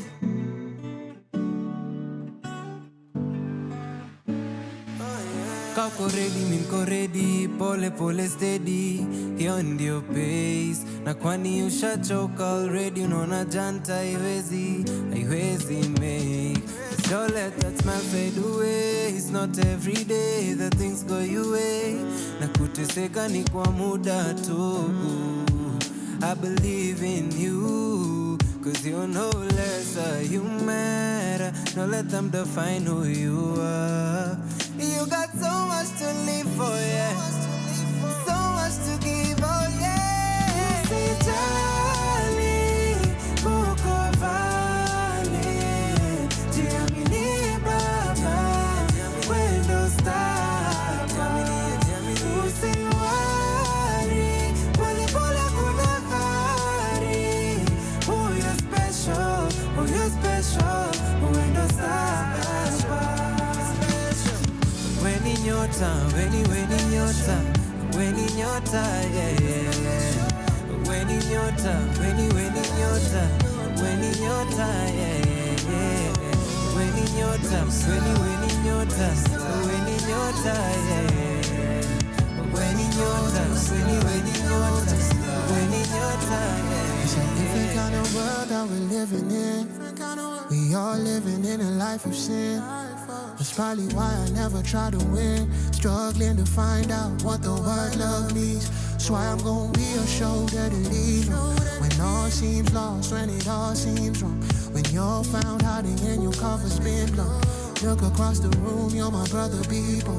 I know a lot of stories that you've probably been told. I'm gonna be your warmth when you start to feel cold. Hurts deep inside, all the way to your core. That's when you get stuck, whole world says no. 'Cause you're no lesser, you matter. Don't let them define who you are. You got so much to live for, yeah. So much to give, oh yeah. Sijali, kukavani, jiamini baba, wendo staka, usewari, pole pole kudangari, who you special, wendo staka. Weni nyota, weni nyota, weni nyota, yeah. Weni nyota, weni nyota, weni nyota, yeah. Weni nyota, weni nyota, weni nyota, yeah. Weni nyota, weni nyota, weni nyota, yeah. Wendo star, wendo star. Window star, window star.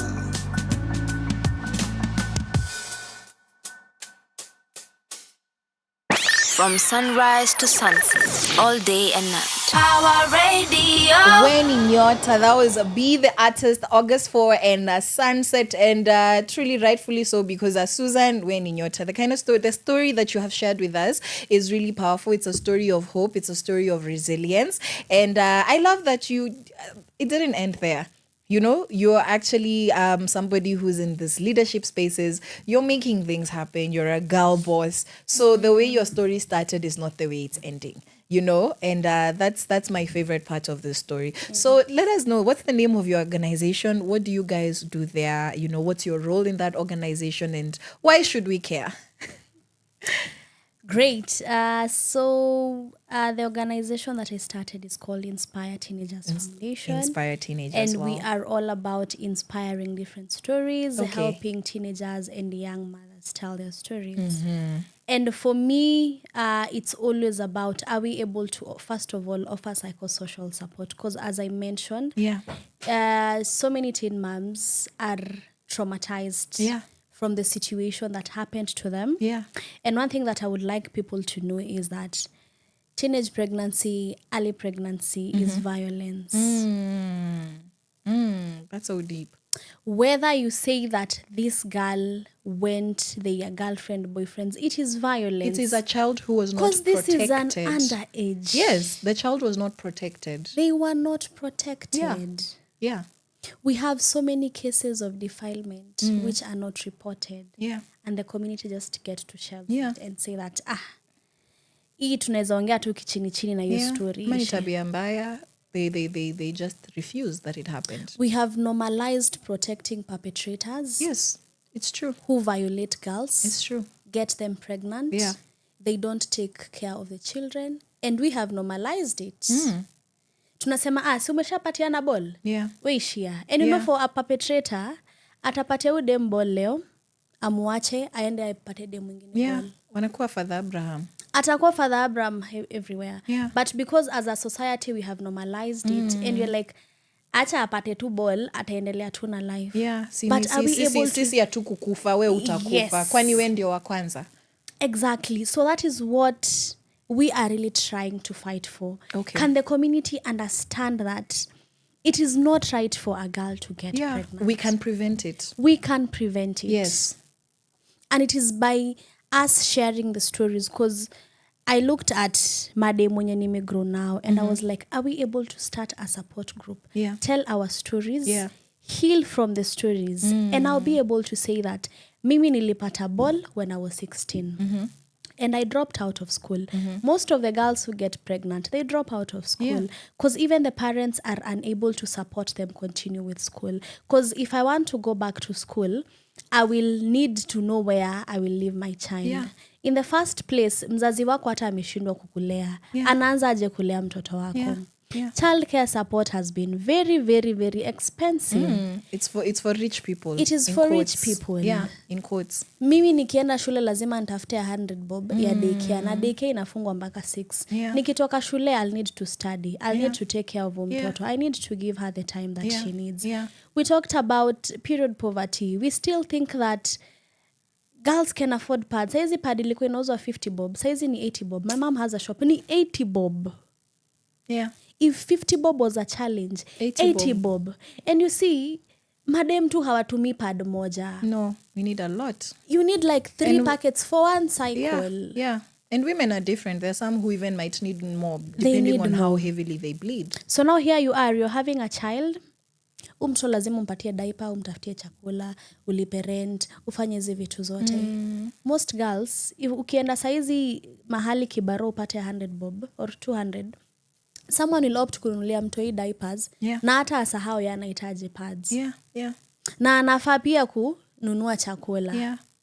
So we were looking and seeing how are we able to ensure that udem in the first place amepata mtoi, but now we want her to heal from that situation. Become a human being again, live a dignified life. To become a human being and know that they can still pursue their dreams even with uyu mtoto in the picture. So we started a support group in Mathare, where I was raised, Mathare Slum in Go. So we've been working with support groups of girls. We go through the psychosocial support. All right. We are able to provide what we look as basics. Sanitary towels. Diapers. Hata manguo. Msichana anataka kungara kae vizuri, but hata hiyo pesa ya kutafuta hizo nguo. See priority if you're hungry. Exactly. In the first place, they were unable to make a decision on getting this child. By them having a first child and being able to try and maneuver, cases of them getting the second child is very high. Because you'll meet with a man and they'll tell you that I want nitakuoa but unizalie mtoto, tulee watoto wote pamoja.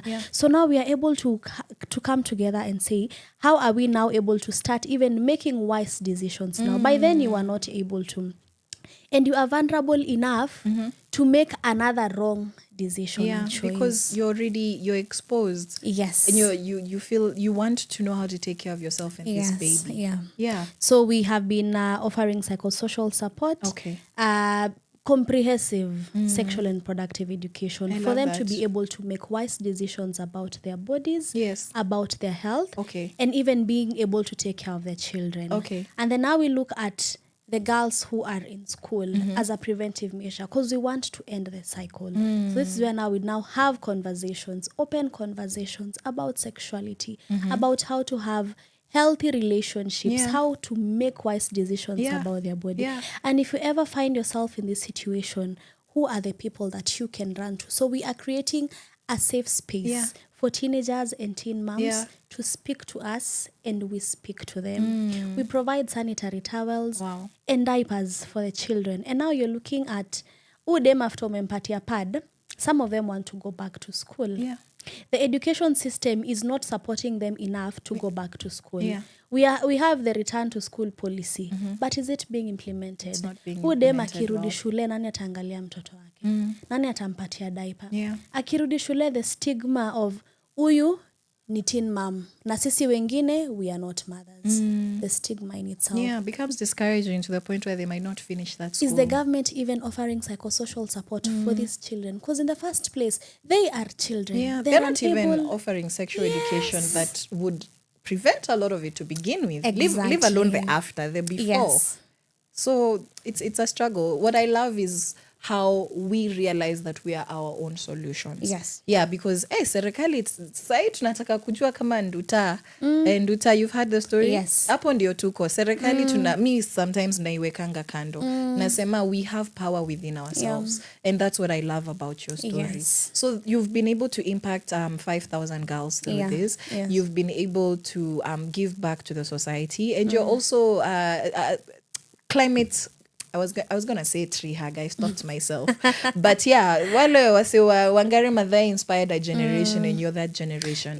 So you also do work in climate action. Tell us just a little bit about that. So as I've mentioned, there are so many background issues that lead girls to getting pregnant, getting married at an early age, dropping out of school. So you find that kama sahizi, if it gets to rain, and I'll give you an example with a school that we work with very closely in Kajiado County. So we used to go to that school each and every month for mentorship and distribute sanitary towels. Because hawana, they will tell you that Mimi, pads, sina. And that's a conversation we're having on Saturday with the same kids. So you go to school. This month you have distributed sanitary towels to 100 girls. Yeah. Next month you come, or next term, and find that the number has decreased. Yeah. The number has gotten to 80. Yeah. And you ask the head teacher, where are the pupils? And they tell you that kumekuwa na kiangazi ama kumenyesha sana, and these kids are the ones who are being expected to support the family. So now when it rains, what happens on their end? For somebody who might not be understanding. For someone who might not be understanding. Yeah. When it gets to rain, mabarabara zetu zimetengenezwa vizuri. The drainage system, no. It gets to flood in our communities. Be it rural areas, uko mashinani, na ata in urban areas. Yeah. So mtoto, if they were supposed to go to school today, they will not go to school. Yeah. Yeah. First they will have to stay at home. First of all, unless maybe even their house themselves was flooded. Exactly. Sasa ni wewe kushughulikia. Yes. And you find like in the parts of Kajiado where they get to depend on cows and all that. Watoto ni hawa wanaendanga nyumbani kuchunga ng'ombe. Yeah. Because that's the livelihood. They get married off because kumekuwa na kiangazi ama kumekuwa na too much flood, imeenda na wanyama wote. Their normal livelihood has been lost. So for them to reclaim that back, what will be the option? They'll be forced to. The daughter. Wewe si tunaweza kukuza.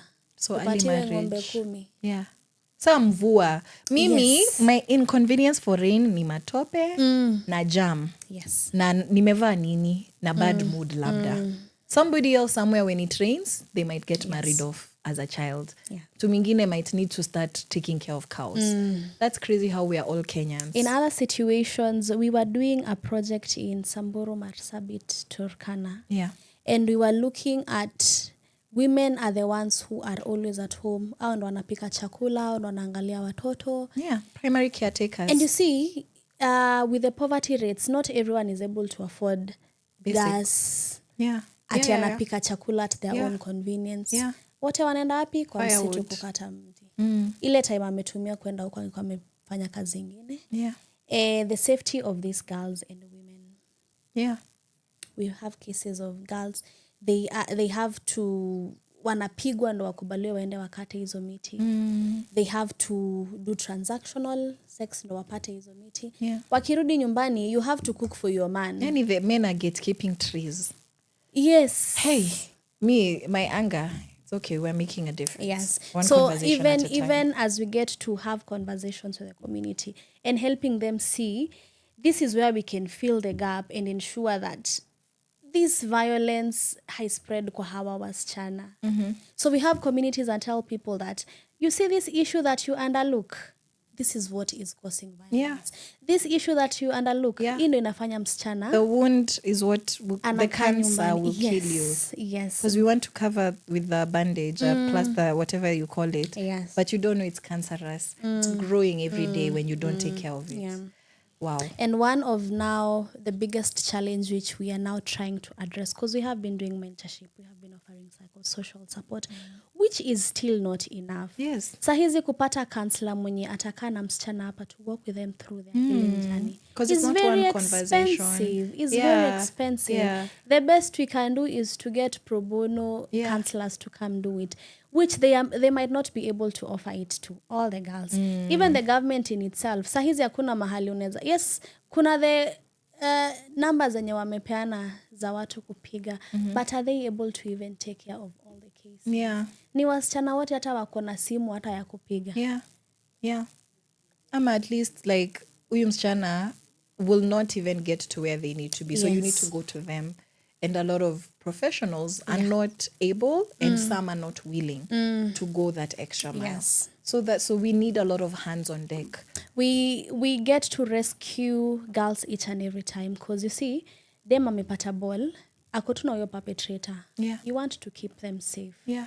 But the best you can do is offer the support ya hapo and still subject them and let them go back to the same perpetrators. The government in itself has not taken initiative to even provide safe spaces. Because you see, these are survivors of violence. That's one thing I want people to understand. Yeah. Udem amepata ball na mtoto wake, and they want they first of all want to go through the whole healing of the violence before they handle even the motherhood bit in it. Yeah. You take them to a rescue center, anakaa huko for 1 week, then Anarudishwa back into the society. Mwingine anakwambia, I want to go back to school. You've said there's very limited support. You want to anataka umpatie pads, umempatia leo pads za hii month, next month are you not inatoka wapi? Wengine wanakwambia, I am old enough, I cannot go back to school. I want to get skill enye hata kama sitaenda niandikwe kazi, at least I can go out there and say that this is a skill that I have. Yeah, and that comes from stigma. Exactly. Because how do they know they're too old? Yes. Ni stigma, it means that education once umezaa in your particular age, and yet men and the boys will continue. They'll continue. Yes. Wow. So now what we are now getting to do is now helping people understand the need to create as many safe spaces as possible where you will have the teen moms and support them to a point to which they are economically stable and skill empowered for them to go out there and thrive. Umemu-empower in a way that after with your situation, you can still go out there and earn a living. So that's what now we are doing. We are saying that we have walked with you through the healing journey. And now we want to get people on board to support in creating safe spaces in each and every region. Engaging the community, men, holding perpetrators into account. Hizi kesi zikienda kotini, mtu kama umeweka mtoto mimba, unalea huyo mtoto until huyo mtoto afike of age. Whether you get to stay with this woman or not. Be present. We get to assume the fact that we are raising children on our own as women, but also get to forget that mtoto, they need that manly, fatherly figure in their life, which we get to underlook. But with the women and children that we have talked to, that is amazing. So it's another pattern. Is there was a man present that helped to start this story. But maybe the background is that originally the father. Maybe you find that you came from that home even to begin with. Wow. Mambo ni mengi. Masaa ndio machache. And guys, this is a conversation I believe we need to continue, especially when it comes to sexual and reproductive health rights. That's a conversation. We would love to have you on here to just talk about that, how we can continue empowering girls, and how somebody's background actually influences, their future, and how to now be intentional to not repeat the cycle. That's a conversation that I would love to have with you another time on Sheversations, hopefully very, very soon. But now just to wrap this conversation up, because we just have a few minutes. We have about 4 minutes to the top of the hour, and we can end this conversation. What do you want, other than what you've said now? What if somebody hakuna kitu amesikia, amekuwa na cotton ama bado ana blame wasichana, they don't understand it, what would you say to them so that they would be inspired to change, or just tell them something that you just want to leave them with? So my message has always been, our stories are powerful. Very. Be it stories of pain, be it stories of success, our stories are powerful. And the more we keep telling our stories, we heal ourselves and we heal the community. True. And we are able to bring change out of that. As we are looking at teenage and young mothers out there, tuache kuwa judge. 90% of the cases are cases of violence. That is violence. You have defiled a child. Whether walijipeleka hapo or not, this is a child. Most of them are unable to make wise decisions about their body. True. Can we start having open conversations on how not to normalize early pregnancies, unintended pregnancies? Are we able to start having open conversations with teenagers on how to protect themselves, on how to make wise decisions about their reproductive health and systems? Are we able to offer information and allow them to make decision? Because it's one thing for someone to make a decision knowingly, informed or uninformed. So why not give them their right information, listen to them, and allow them to make their wise decision? Let them mess up after you've done everything you can for them. Exactly. Yes. A call to action to the government. We cannot be passing the blame all around and saying that we want civil society to be the help ones. Yeah, to take up the burden. to take up the burden. Yeah. What is the government doing about it? Yes. We have gender departments who are Yes. saying that they are there to fight matters of gender violence. And we are having cases of girls who are getting pregnant. Yeah. They are being subjected to violence. They are dropping out of school. They are getting married at an early age. They are traumatized. What is the government doing about it? Yes, they we need are to only do more. creating policies, which I know it's a cliche. We have policies, but They're not how is it implemented. even supporting? Yeah. How are we able to raise voices of women and girls and even men to be able to respect women, Yes. to respect girls, To live together. and to live together? Work together. Parents, I know we are here trying to say that we blame parents, but at times I even don't blame parents. It's a societal Parents matter. do the best to protect their children. Yes. But as a society, Yes. can we join hands? Yes. Can we support already existing initiatives that are there to create and create spaces Yes, like for these Inspire women? Teenagers Foundation. People like Inspire Teenagers. There's a lot Yes. that we have been doing Yes. with our stories, with a little support that we get from people. Yes, indeed. But with very limited support, Yeah. why not invest first of all in Yeah. already existing organizations Yes. and initiatives? Yes. Something as basic as giving a girl a packet of sanitary towels Wow. can save her from not getting pregnant, from not being subjected to Yeah. violence, Yeah. and allowing them to tell their stories and speak out will not only save them, but solve the other issues that we have. That is just my message. I love that. That is such a deep and powerful message. And because you've shared with us your story, I don't need to add anything to that. It is really, really clear that there's a lot of work that needs to be done. But thank God for, people that are already taking the initiative. So thank you so much. On behalf of society and all the people that Maybe just don't say thank you. something else. Okay, go ahead. Like when I talked about telling stories and allowing them to tell their stories, Mm-hmm. it is only a person who has been in that shoe who understands how it feels. Yes. I can only empathize. You can only empathize with me, but you can never understand how it feels to be in my situation. That's true. So even as you're trying to curate programs and initiatives, Involve the people themselves. involve the young Yeah. women Don't who speak are on their behalf. survivors. Don't speak on their behalf. Allow them to say that for us, we want like we had a session with them on Saturday. Okay. And girls were saying that we want a space where we can be coming and speaking about our issues, getting skills and going out there. Yeah. When you give that to the girls, you have helped them. You have allowed them to own their story and tell their stories. Yeah, have Put agency them over in their lives. decision-making spaces. Yeah. When you're going to bring policies, put them in those decision-making spaces. Yes, we need you in those spaces. In those spaces. Yes, because you're very enlightened. You're very enlightening as well. So thank you. So Miss Kia, that if we are saying that we're doing work